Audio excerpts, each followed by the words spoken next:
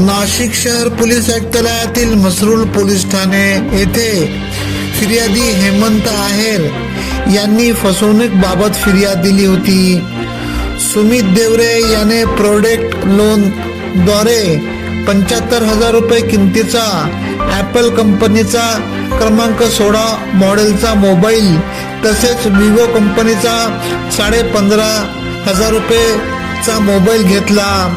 स्वतःच्या फायद्यासाठी तो मोबाईल घेतला. तसेच त्याने हप्ते भरले नाही. मात्र हप्ते न भरल्यामुळे फिर्यादी हेमंत आहेर यांना मानसिक व आर्थिक ताण सोसावा लागत होता.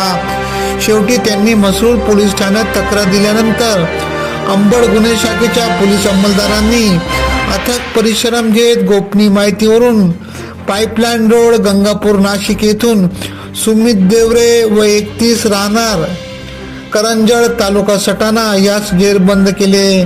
तसेच या अगोदर मुंबई नाका गंगापूर मसरूळ पोलीस ठाण्यात सुमित देवरे याच्यावर फसवणुकीचे गुन्हे दाखल आहे.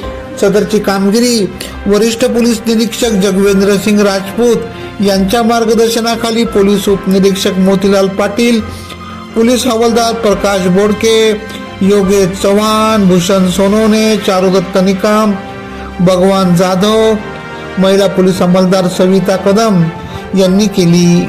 AKP न्यूज साठी ब्युरो चीफ अनवर खान पठाण, नाशिक.